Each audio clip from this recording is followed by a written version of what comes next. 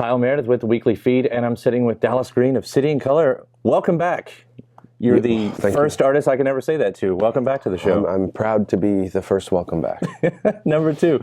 Listen, you've got your new record, The Hurry and the Harm, and it is a beautiful record. I even think it came out just selling like gangbusters up in Canada and even a few other places around the world. Yeah, it doesn't sound like it's been a bad year for you. Not yet. No, it's been good. I mean, it's been busy. We've been just sort of touring lots since it's come out. This is not week 9 of our U.S. tour. Yeah, right now, so we're a little tired. Weary, yeah. Yeah, but we're trying to kickstart the home stretch, you know, so we don't lose anything. So this is I guess this is the first record that you've done completely solo without Alexis on Fire, because the last record that was kind of coming apart. Yeah. So this is the very first one where you say, I am 100% solo artist at this point. Right, yeah. And I guess when I did Little Hell, I felt like I was finally my first record, but didn't really realize that it wasn't the case yet, because publicly I was still this guy in this other band, and, you know. So yeah, this is the first one. Did that influence what you're writing this time around? Kind of having that all in the background, in the rear view? I don't think it didn't influence like the way I approached the record, but the songs definitely, there's songs that deal with that time of my life, you know, lyrically anyways. But I like to think that I go into every record the same way. I just want it to be good, no matter what it is, you know.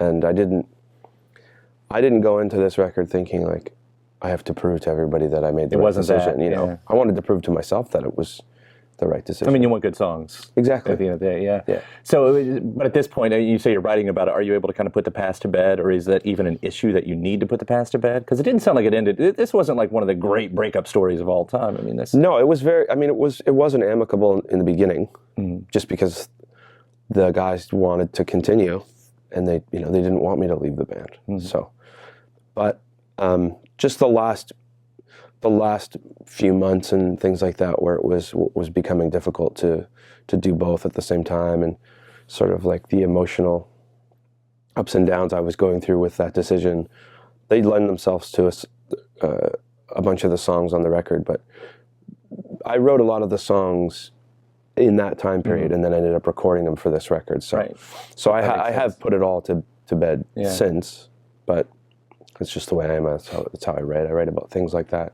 You know. Well, I guess it becomes the unintentional focal point, because there is a strong sense of independence on this record. You're talking about independence, whether it's something like in The Lonely Life or Paradise or something like that, when you're talking about, you know, being away from it and kind of being. I mean, it's almost like a musically gray album. You know, I hear it, and that's if you associate, you know, colors with songs. Yeah, it's a very gray record. Well, I mean, that's sort of. I feel like that's just where I feel most comfortable writing in that way, you know. And I mean, I suppose I probably could write a happy song or a happy sounding song, but I'm not sure there isn't, and I don't mean always like that. I mean, obviously it's a bit of a melancholy record, but you have songs, you know, like Thirst or something like that, which is got the tempo and the drive, so it's not all like that. Yeah, but I just think, I've always just sort of been more attracted to that. I think my voice too lends itself to that style of singing as well. Would it be fair to call this your Kentucky record? And of course, we say this shooting right here in Louisville, but there's a heavy inspiration from Wendell Berry. Yeah. And you've got Bo Coster from My Morning Jacket on the record as well. Yeah. So you're a Canadian artist who records in Nashville, but it seems like the words come from Kentucky. And Jack Lawrence from My Morning Jacket played bass, and he's from Kentucky. So this could be the Kentucky record, I guess. Yeah. Let's call it that. The Kentucky record. No, it's got a nice twang to it. It fits it. But the Wendell Berry thing, that was interesting though, because it almost seems like poetry and rock and roll lyrics, however we want to, you know, generic on that one, whatever. Yeah. But it always seems like they're the feuding brothers. You know? Yeah, I mean, and you're using one for the other. Right. I mean, I'd like to think that I don't write much in the way of rock and roll lyrics, you know. And I'm not even a big poetry fan.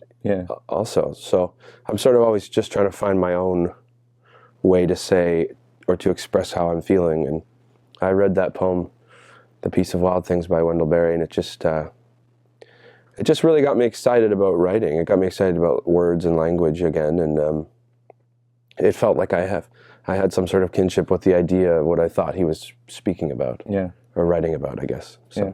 I find poetry to be really just kind of hard to read. Some people really get it and love it. Yeah. No, That's never my thing. But I could turn around and read lyrics all day long, I guess. I think that's the way it is with everything, though. Like especially like with music and poetry, you can listen to your favorite song and take everything from it and show it to somebody, and they're like, I don't like this song. Right. And you guys can argue for hours and hours about why it's your favorite song. Yeah. And I think poetry is a lot like that too. Some people see those words and they jump out and mean something to them, but a lot of the times, I can't hold on to it. Yeah. But as you say, you find yourself writing a bit more in that style though than the regular. Yeah. I'm going to repeat that line 4 times over and over and over throughout the year. Yeah. I'm not talking about having a party on Friday night. Yeah. Yet.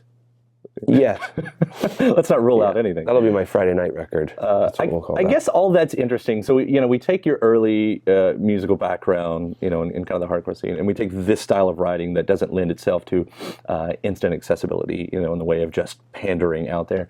Yet you've always had this really interesting flirtation with pop. Yeah. Last time we talked a lot about Pink. Mm-hmm. You're covering Alicia Keys on a new EP.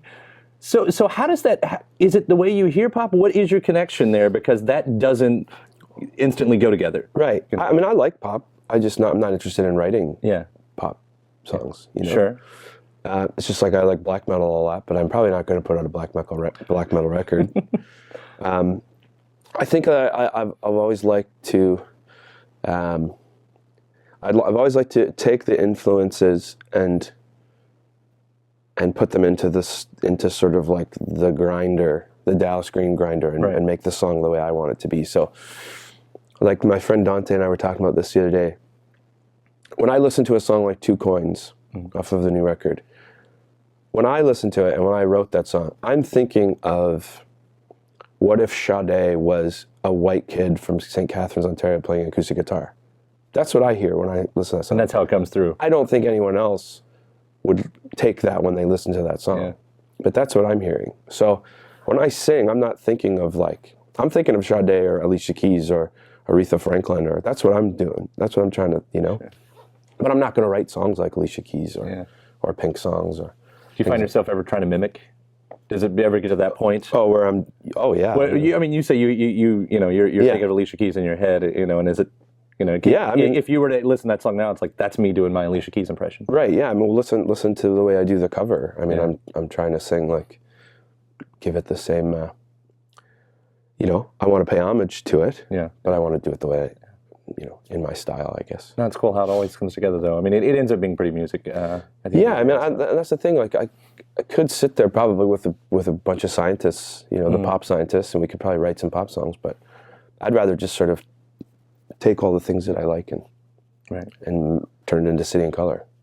Let's have a few of the other things that have nothing to do with your new record. Okay. You've got a beer. Yeah. Tell me about this beer. It's it's very, very, very potent, and it's almost like wine. Yeah.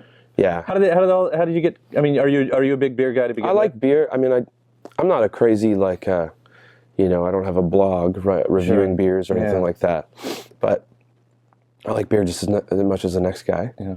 But there's this brewery from Barrie, Ontario, which is close to my home, and I met them. They had done a beer with this other band. The people there, they love music, and they just started trying to do these little collaboration things. And I met them, and they were so passionate about how they make beer. That I was in. I was like, let's do it. I'll do it. Do you have any say on what the taste was? We were going to go with something, and then I was like, I have no idea what I'm talking about. So why don't you guys just give me some flavors, and I'll say that one's good.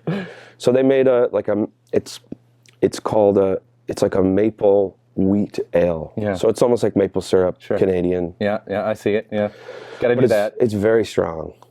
So if you were to chug a bottle of it, you would probably die. Challenge accepted. So don't do that. And next up's a Ben and Jerry's ice cream. That's what comes after beer, right? Yeah, I guess. We'll put that down. And you can pour this maple syrup beer on the ice cream.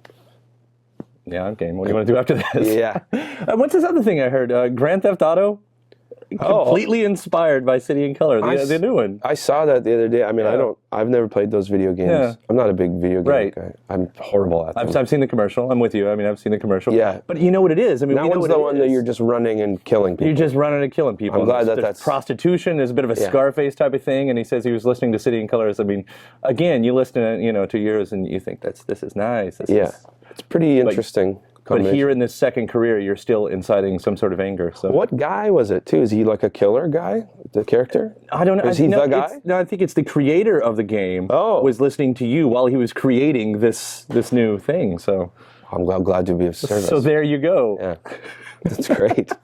Yeah, I don't know. See, that's again, take whatever you need from it. You know? Yeah, it's interesting how that kind of just shoots out there, and that's what people get. Yeah.